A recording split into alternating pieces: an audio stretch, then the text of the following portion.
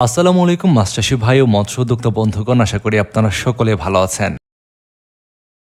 MD Roni মৎস্য hatchery and নার্সারির পক্ষ থেকে আপনাদের সকলকে জানাচ্ছি আন্তরিক শুভেচ্ছা ও অভিনন্দন। মিশ্র পদ্ধতিতে কিন্তু সিলভার কার্প মাছ চাষ বেশ লাভজনক, কেননা এই মাছ চাষে তেমন একটা রেডি ফিড দিতে হয় না। এই মাছ পুকুর থেকে প্রাপ্ত জুপ্লাঙ্কটন, ফাইটোপ্লাঙ্কটন বা ঘাস, শ্যাওলা এগুলো খেয়ে বেঁচে থাকে, যে কারণে এই মাছ চাষে খাদ্য খরচ লাগে না বললেই চলে। এছাড়াও দেখা যায় এই মাছ চাষের ক্ষেত্রে এই মাছের মৃত্যু হার অর্থাৎ বেঁচে থাকার হার অনেক বেশি, এবং এই মাছ তেমন একটা রেডিফিড না খাওয়ার কারণে আপনাদের কিন্তু খাদ্য খরচও অনেকটাই কমে যাচ্ছে। পাশাপাশি এই সিলভার কার্প মাছ অন্যান্য কার্প জাতীয় মাছের তুলনায় দ্রুত বড় হয়। সিলভার কার্প মাছ চাষ করার ক্ষেত্রে আপনারা অন্যান্য যে কোনো মাছের সঙ্গেই মিশ্র পদ্ধতিতে আপনারা পোনা মজুত করতে পারবেন।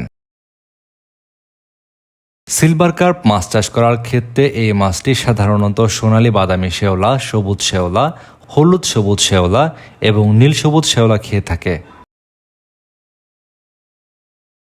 এই মাছ চাষ করার ক্ষেত্রে বিকল্প তেমন একটা কোনো খাবার দেওয়ার প্রয়োজন নেই, তবে আপনি যদি মাছের দ্রুত বৃদ্ধি চান তাহলে আপনি বিকল্প খাবার দিতে পারেন।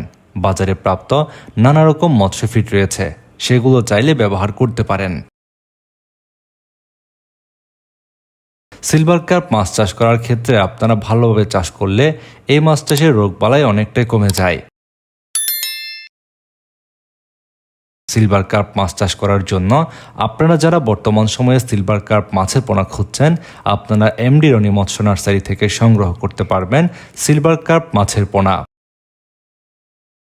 আমাদের হ্যাচারি থেকে বিভিন্ন সাইজের সিলভার কার্প মাছের পোনা সংগ্রহ করতে পারবেন। আমরা বাংলাদেশের যে কোনো জায়গায় অক্সিজেন দিয়ে পোনাগুলো হোম ডেলিভারি দিয়ে থাকি।